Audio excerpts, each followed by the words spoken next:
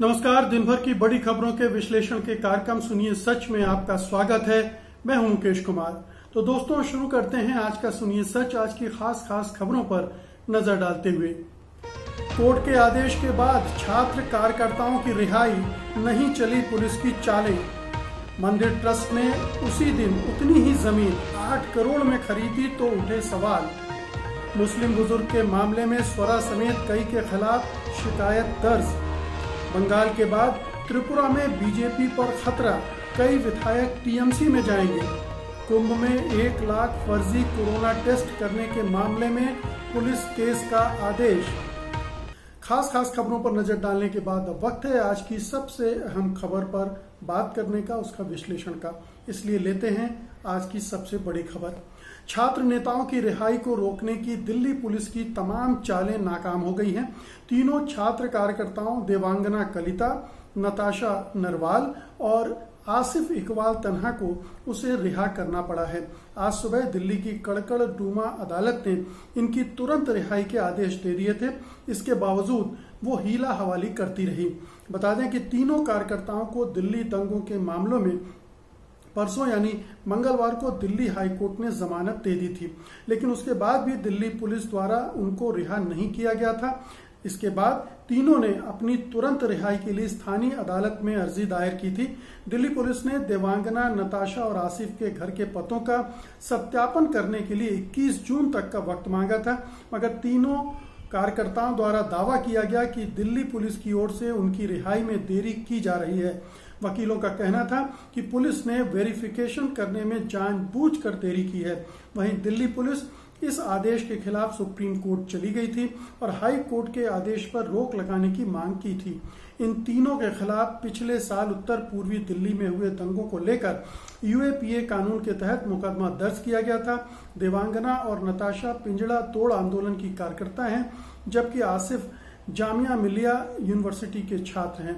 तीनों का दिल्ली दंगों से कुछ भी लेना देना नहीं था, मगर पुलिस ने उन्हें अभियुक्त बनाकर साल भर से जेल में रखा हुआ था।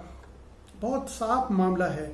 पुलिस ने जबरदस्ती इन लोगों को दिल्ली दंगों में फंसाया, उन पर यूएपीए लगाया और उसके बाद साल भर तक बंद रहा। लेकिन हाई कोर्ट ने जब सुनवाई की तो पाया कि यूएपीए का कोई यहाँ काम ही नहीं है, बल्कि उसने पुलिस को झाड़ भी लगाई और कहा कि यूएपीए कानून का दुरुपयोग किया जा रहा है।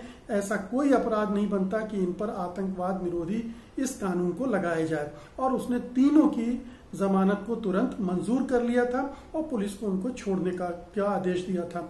लेकिन पुलिस अपने आकाओं से मिले निर्देशों का पालन कर रही थी, वो इनको छोड़ना ही नहीं चाहती थी। इसलिए उसने बहानेबाजी की, समय सत्यापन के लिए मांगा, वेरिफिकेशन के लिए, और उधर सुप्रीम कोर्ट भी चली गई। सुप्रीम कोर्ट में जब मामले की सुनवाई होगी तब समझ में आएगा कि वो क्या निर्णय लेता है। लेकिन पुलिस इसमें फंस गई। स्थानीय अदालत को ने भी थोड़ा टाइम लिया, लेकिन अंततः उसे भी फैसला देना पड़ा क्योंकि हाई कोर्ट ने बेल मंजूर की है। तो अंततः ये मामला ये हुआ कि पुलिस ने जो भी बहानेबाजियां की, जो भी चालें चली, वो नाकाम रही और अदालत के हस्तक्षेप से इन तीनों एक तरह से निर्दोष कार्यकर्ताओं को उसको रिहा करने के लिए मजबूर होना पड़ा। ये अपने आप में आज के मौजूदा समय में के पर एक टिप्पणी है कि किस तरह से हमारी पुलिस काम कर रही है। और अदालतों से ही एक उम्मीद बची है कि वो इस तरह की ज्यादती पुलिस जाति वाले मामलों में, और जिनमें राजनीतिक हस्तक्षेप साफ दिख रहा है, कि वो कैसे इनको डील करती है, कैसे बेगुनाह लोगों को बचाती है। केवल ये 3 कार्यकर्ता नहीं है, दिल्ली दंगों में और लोगों को भी इसी तरह से गिरफ्तार किया गया है और देश के विभिन्न हिस्सों में भी इस तरह से लोगों को बेवजह इस तरह के काले कानूनों के तहत गिरफ्तार किया जा रहा है। कर्नाटक में 115 लोगों को वहां की कोर्ट ने बेल दी है, जबकि एनआईए उसमें भी उनकी टाल मटोल कर रहा था, उनको छोड़ना नहीं चाहता था, चार्जशीट दाखिल नहीं कर रहा था और अंततः कोर्ट ने उनको जमानत दे दी। आपने ये भी सुना होगा कि जो आयशा हैं लक्षद्वीप की, उन पर जबरदस्ती का सेडिशन का चार्ज लगा दिया गया था। आज केरला हाई कोर्ट ने उनको भी अंतरिम जमानत दे दी है। तो देश भर की अदालतें इस समय कुछ बेहतरीन काम कर रही हैं, उनको सलाम किया जाना चाहिए। और इस मामले में जिस तरह से यूएपीए कानून के दुरुपयोग की बात कोर्ट ने की है, वो एक पूरी दिशा बदल सकती है। पुलिस के लिए, सरकार के लिए एक मुश्किलें खड़ी करने वाली है, क्योंकि पुलिस भी, सरकार भी घबरा गई है और इसीलिए उसने पुलिस को सुप्रीम कोर्ट भेजा है। देखिए सुप्रीम कोर्ट इस मामले को किस तरह से हैंडल करता है। अगली खबर लेने से पहले आपसे दो छोटे छोटे निवेदन। पहला निवेदन तो ये है कि सत्यहिंदी.com को आपकी आर्थिक मदद की दरकार है। आप जानते ही हैं कि सत्यहिंदी.com पत्रकारों द्वारा संचालित संस्था है। ये न कारपोरेट से मदद लेती है और न ही सरकार से कोई फंड की उम्मीद रखती है।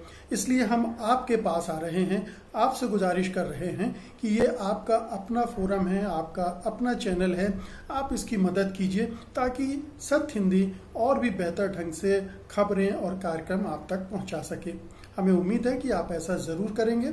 दूसरी गुजारिश ये है कि सत्य हिंदी का ऐप अब अवेलेबल है, आप गूगल प्ले स्टोर से भी डाउनलोड कर सकते हैं और इस वीडियो के साथ दिए गए डिस्क्रिप्शन में भी उसका लिंक है, उससे भी आप डाउनलोड कर सकते हैं। डिस्क्रिप्शन में ही सदस्यता अभियान का भी लिंक है, आप उसको देखकर सदस्यता ग्रहण करके हमें आर्थिक मदद दे सकते हैं। तो अब आगे बढ़ते हैं, अगली खबर लेते हैं। अयोध्या में राम मंदिर निर्माण के लिए खरीदी गई जमीन में कथित घपले को लेकर चल रही बहस के बीच एक और मामला आने के बाद संदेह बढ़ गए हैं। द इंडियन एक्सप्रेस के दस्तावेजों के हवाले से लिखा गया है कि श्री राम जन्मभूमि तीर्थ क्षेत्र ट्रस्ट ने 18 मार्च 2021 को जमीन के एक नहीं 2 टुकड़े खरीदे थे। पहली जमीन 1.208 हेक्टेयर की है, जबकि दूसरी जमीन 1.037 हेक्टेयर की है। 1.20 हेक्टेयर वाली जमीन को लेकर आम आदमी पार्टी और समाजवादी पार्टी ने मोर्चा खोला हुआ है और आरोप लगाया है कि इस जमीन को 18 मार्च 2021 को सुल्तान अंसारी और रवि मोहन तिवारी के नाम पर शाम को 7:10 पर 2 करोड़ रुपए में खरीदा गया और फिर 7:15 पर यानी 5 मिनट बाद ही इसे 18.5 करोड़ रुपए में श्री राम जन्मभूमि तीर्थ क्षेत्र ट्रस्ट ने फिर से खरीद लिया। सुल्तान अंसारी और रवि मोहन तिवारी ने यह जमीन हरीश व कुसुम पाठक से खरीदकर ट्रस्ट को बेची थी, मगर दूसरी जमीन को ट्रस्ट ने 8 करोड़ रुपए में हरीश पाठक और कुसुम पाठक से सीधे खरीदा था और नवंबर 2017 से यह जमीन उनके नाम पर थी। इन दोनों जमीनों की खरीद में ट्रस्ट के सदस्य अनिल मिश्रा और अयोध्या के मेयर ऋषिकेश उपाध्याय गवाह थे। तो एक ही दिन में जमीन के 2 टुकड़े खरीदे गए। दूसरी जमीन जो खरीदी गई वो आधे से भी कम कीमत में खरीदी गई। पहली जमीन 18.5 करोड़ की और दूसरी 8 करोड़ की। दोनों जमीनों की जो लंबाई चौड़ाई है उसमें बहुत मामूली फर्क है, इतना फर्क नहीं है कि 2 गुने से ज्यादा की कीमत हो जाए। लोकेशन भी कमोबेश वही है। तो ये सवाल फिर से उठ रहा है। पहली डील को लेकर सवाल उठा कि 5 मिनट में कैसे 2 करोड़ की जमीन 18.5 करोड़ में खरीद ली गई, और फिर ये सवाल उठ रहा है कि लगभग उतनी ही बड़ी जमीन वैसी ही लोकेशन पर 8 करोड़ में क्यों खरीदी गई।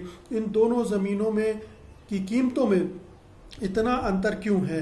क्या ट्रस्ट ने ये चीज नहीं देखी, इस पर गौर नहीं की, इसको नापा तौला नहीं, या कोई और बात थी, या जैसा कि आरोप लग रहे हैं इस पूरी डील में कुछ गड़बड़ हुई है, कुछ लेन देन ऐसा हुआ है जिससे किसी को फायदा पहुंचाया गया है, यानी करप्शन हुआ है, भ्रष्टाचार हुआ है। ट्रस्ट में भ्रष्ट लोग बैठे हैं और वो इस तरह का खेल कर रहे हैं।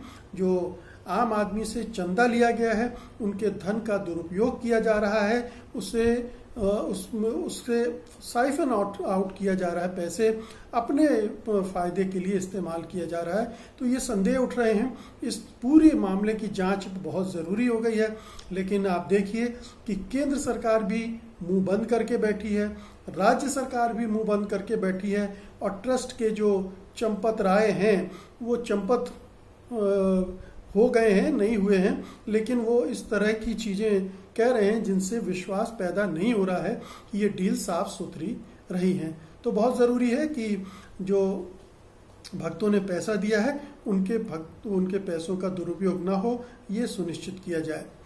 अगली खबर लेते हैं। उत्तर प्रदेश के गाजियाबाद के लोनी में मुस्लिम बुजुर्ग की पिटाई से जुड़े वायरल वीडियो को लेकर भ्रम फैलाने के मामले में अब Bollywood actress Swara Bhaskar, Twitter India के मनीष माहेश्वरी और आरफा खानम शेरवानी के खिलाफ शिकायतें दर्ज कर ली गई हैं। ये शिकायतें दिल्ली के तिलक मार्ग थाने में कराई गई हैं। इन लोगों पर आरोप है कि इन्होंने गाजियाबाद के मुस्लिम बुजुर्ग अब्दुल समद की पिटाई के मामले में भड़काऊ ट्वीट किए। हालांकि अभी एफआईआर दर्ज नहीं हुई है। पुलिस अब इस मामले में जांच कर रही है। इससे पहले इसी मामले में ट्विटर के अलावा समाचार वेबसाइट द वायर, पत्रकार मोहम्मद जुबैर और राणा अयूब, कांग्रेस नेता शमा मोहम्मद, सलमान निजामी, मस्कूर उस्मानी और लेखिका सबा नकवी के खिलाफ एफआईआर दर्ज की जा चुकी है। बता दें, सोशल मीडिया पर एक वीडियो वायरल हुआ जिसमें एक मुस्लिम बुजुर्ग को कुछ लोग पीट रहे थे। ये घटना 5 जून 2021 की है। इस वीडियो को लेकर दावा किया गया कि इसको मुस्लिम होने के कारण पीटा गया। हालांकि पुलिस ने कहा कि पीटने वालों में मुस्लिम भी शामिल थे और ताबीज को लेकर विवाद हुआ था। तो अब ये घेरने की कोशिश पुलिस की तरफ से शुरू हो गई। पुलिस, सरकार, संघ परिवार, ये अब भिड़ गया है इस घटना को लेकर। इस वीडियो के बारे में उत्तर प्रदेश की पुलिस ने एक नई कहानी रच दी है और उस कहानी को सही साबित करने के लिए वो तमाम तरह के हथकंडे इस्तेमाल कर रही है। इन लोगों के खिलाफ अभियान चला रही है जिन्होंने इस घटना का वीडियो शेयर किया था। उस समय जो भी जानकारी आई थी उसके आधार पर, और अब उनके खिलाफ मुकदमे किए जा रहे हैं। ट्विटर को भी लपेट लिया गया है और स्वरा भास्कर और ये तमाम पत्रकार भी आ गए हैं उसमें। और आप गौर करेंगे तो देखेंगे शुरू में जितने नाम आए थे सब के सब मुसलमानों के आए थे। तो मुसलमानों को टारगेट करना संघ परिवार का पहला उद्देश्य है, एजेंडा है। तो वहां से किया गया। अब एक आध नाम जैसे स्वरा भास्कर है उनका जोड़ दिया गया जो गैर मुस्लिम है। लेकिन स्वरा भास्कर के बारे में आप जानते हैं कि वो बहुत क्रिटिकल है इन सरकार के खिलाफ, संघ परिवार के खिलाफ। तो उनको इसलिए निशाना बनाया गया है। और भी बहुत सारे लोगों ने शेयर किया है, इस पर बातचीत की है, उनको अभी नहीं छेड़ा गया है। तो इसका भी एक मकसद होगा, सबको डराना है, सबको धमकाना है कि आप अगर हमारे खिलाफ बोलेंगे और इस तरह से सोशल मीडिया पर माहौल बनाएंगे तो हम छोड़ेंगे नहीं। लेकिन आपको इसको अगर देखना है, पिछले साल में देखिए कितनी ऐसी घटनाएं हुई हैं जिनमें जो गोदी मीडिया है उसने खबरों को तोड़ा मरोड़ा है। तबलीगी वाला मामला ले लीजिए या सुशांत राजपूत का मामला ले लीजिए या जो प्रवासी मजदूर जब बाहर से घर जा रहे थे उस समय फर्जी वीडियो, फर्जी खबरें बनाने के मामले, उस मामले में कभी किसी सरकार ने न तो रिपब्लिक टीवी, न इस तरह के चैनलों को, न जी टीवी को, न सुधीर चौधरी को, न अर्णब गोस्वामी को निशाना नहीं बनाया। उन पर उनके खिलाफ मुकदमे, केस नहीं किए। लेकिन जो चीजें अपने को सूट नहीं करती हैं उनके खिलाफ ये कार्रवाई जरूर की जाती है और इसको इसी संदर्भ में देखा जाना चाहिए। अगली खबर लेते हैं। पश्चिम बंगाल के बाद अब त्रिपुरा से भी ऐसी खबर आ रही है कि विधायक टीएमसी में वापसी कर सकते हैं बीजेपी के विधायक। इससे बीजेपी दोहरे मोर्चे पर गिरती हुई नजर आ रही है। दरअसल त्रिपुरा में नाराज चल रहे बीजेपी के कुछ असंतुष्टों पर टीएमसी की नजर है। पश्चिम बंगाल की ही तरह त्रिपुरा में भी बीजेपी के असंतुष्टों को टीएमसी में लाने का काम मुकुल रॉय को सौंपा गया है। वहीं त्रिपुरा बीजेपी में नाराज नेताओं पर टीएमसी की नजर होने की खबर से बीजेपी आलाकमान भी हरकत में आ गया है और उसके राष्ट्रीय महासचिव बीएल संतोष और पूर्वोत्तर में बीजेपी के संगठन सचिव अजय जामवाल बुधवार को अगरतला पहुंच गए और राज्य के वरिष्ठ नेताओं और विधायकों से मुलाकात की। उन्होंने दावा किया कि सब कुछ ठीक है और कोई विधायक नहीं छोड़ेगा पार्टी, मगर उनकी सक्रियता बताती है कि पार्टी में चिंता है, घबराहट है और किस लिए वो वहां गए हुए हैं। तो कहानी ये है कि मुकुल राय जब बीजेपी में शामिल हुए थे तो वहां के टीएमसी के 6 विधायकों को वो बीजेपी में ले गए थे। ये 6 विधायक दरअसल पहले कांग्रेस के थे, कांग्रेस से तोड़कर टीएमसी में लाए थे मुकुल राय और फिर उन्हें वो बीजेपी में ले गए थे।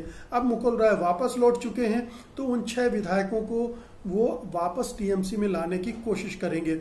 इन 6 विधायकों के टीएमसी में जाने से जो त्रिपुरा में बीजेपी की स्ट्रेंथ है वो 36 से घटकर 30 हो जाएगी। हालांकि उसे एक दूसरी पार्टी का भी समर्थन प्राप्त है, इसलिए बहुमत का कोई डर नहीं है। लेकिन कल को अगर वो पार्टी समर्थन वापस ले ले तो फिर दिक्कत हो जाएगी और तब ये हो सकता है कि सरकार के गिरने की नौबत आ जाए। तो नौबत आए या ना आए, लेकिन बीजेपी की चिंता अब ये हो रही है कि बंगाल में भी अगर पार्टी टूटती है, त्रिपुरा में भी टूटती है, तो देश भर में क्या संदेश जा रहा है, ये उसकी चिंता का विषय है। और कई राज्यों में चुनाव होने वाले हैं, कई राज्यों में वो दूसरी पार्टियों से तोड़ कर नेताओं को ला रही है।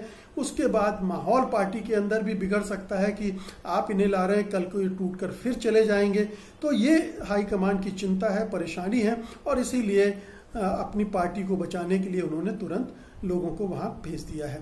आज की अंतिम खबर लेते हैं। हरिद्वार में हुए महाकुंभ के दौरान कोरोना टेस्टिंग घोटाले में अब उत्तराखंड सरकार ने एफआईआर दर्ज करने का आदेश दे दिया है। कुंभ मेले के दौरान हरिद्वार में कोरोना टेस्ट करने वाली दिल्ली और हरियाणा की लैब के खिलाफ मामला दर्ज करने के आदेश जारी कर दिए गए हैं। दरअसल कुंभ मेले में 1 लाख फर्जी कोरोना टेस्ट कराए जाने का मामला सामने आया है, जिसके बाद से यह बवाल हो गया है। टाइम्स ऑफ इंडिया की पड़ताल में पाया गया कि एजेंसी ने उत्तराखंड स्वास्थ्य विभाग को गलत ऑफिस का एड्रेस दिया था, जबकि दिए गए फोन नंबर भी आउट ऑफ सर्विस हो चुके हैं। रिपोर्टों के अनुसार प्रयोगशालाओं ने फेक कोरोना टेस्ट इसलिए किए ताकि उत्तराखंड हाईकोर्ट के द्वारा हर दिन में 50,000 टेस्ट करने के आदेश को पूरा कर सके। माना जाता है कि महाकुंभ में कम से कम 70 लाख श्रद्धालुओं ने हिस्सा लिया था। वहीं समाचार एजेंसी पीटीआई के अनुसार इस दौरान किए गए लगभग 2 लाख टेस्ट में से लगभग 2,600 लोग पॉजिटिव पाए गए थे। तो आप सोचिए ये कितना बड़ा आपराधिक कर्तव्य है, कितनी बड़ी आपराधिक गतिविधि है कि आपने कुंभ के दौरान जो टेस्ट किए उनमें से आधे टेस्ट फर्जी थे। यानी आपने श्रद्धालुओं की जान के साथ, उनकी सेहत के साथ खिलवाड़ किया है। और ये वहाँ की सरकार ये दावा करती रही है कि हम टेस्ट करवा रहे हैं, हम सब कुछ ठीक ठाक है। लेकिन अगर 1 लाख ये टेस्ट फर्जी हैं और जो दूसरे 1 लाख टेस्ट हुए उनके बारे में भी पता नहीं है उनमें से कितने फर्जी हैं, कितने सही हैं। तो अगर इस पैमाने पर फर्जी टेस्ट हुए हैं तो जाहिर है कि बड़े पैमाने पर लोग संक्रमित हुए होंगे, उनका संक्रमण पकड़ में नहीं आया होगा और वो संक्रमित लोग फिर देश भर में गए होंगे और वहां उन्होंने संक्रमण फैलाया होगा। तो ये हिंदू लोग हैं। आप देखिए कि ये पार्टी, ये संघ परिवार और केंद्र सरकार, ये सब हिंदुओं की बात करते हैं, हिंदुओं की रक्षा की बात करते हैं, हिंदुओं के विकास की बात करते हैं, लेकिन हिंदुओं के साथ किस तरह से व्यवहार कर रहे हैं, उनकी जान के साथ किस तरह का खिलवाड़ किया गया है, ये आप समझ सकते हैं। तो इनकी चिंता केवल सत्ता है। विधानसभा के चुनाव आने वाले थे, कुंभ कराने का लाभ लेना चाहते थे, हिंदुओं की भावनाओं को तुष्ट करना चाहते थे, ये दिखाकर कि हमने इतना बड़ा कुंभ किया है। ये मुख्य मुद्दा था, ना कि हिंदुओं की जान बचाना और प्रतीकात्मक रूप से कुंभ को निपटाकर कोरोना काल में इसको फैलने से रोकना, कोरोना को। इस पर चिंता नहीं की सरकार ने, ना ही पार्टी ने और ना ही संघ परिवार ने। और नतीजा हम देख रहे हैं कि लाखों लोग कुंभ की वजह से मारे गए होंगे देश भर में, जिसका ये आंकड़ा तो हमारे पास है नहीं और आएगा भी नहीं, क्योंकि राज्य सरकारें आंकड़े तोड़ मरोड़ रही हैं। लेकिन इस घटना ने ये साबित कर दिया कि क्या हुआ था, क्या हो रहा है और क्या आगे हो सकता है। तो दोस्तों, ये थी आज की खास खबरें और उनका विश्लेषण। उम्मीद है कि आपने इन्हें पसंद किया होगा और आप इस वीडियो को न केवल लाइक करेंगे बल्कि बड़े पैमाने पर शेयर भी करेंगे। और अब मैं आपकी अनुमति चाहूँगा, कल आऊँगा इसी वक्त कल की खास खबरों के साथ, उनके विश्लेषण के लिए। तब तक के लिए नमस्कार, जय हिंद। सत्य हिंदी का ऐप डाउनलोड करें गूगल प्ले स्टोर पर।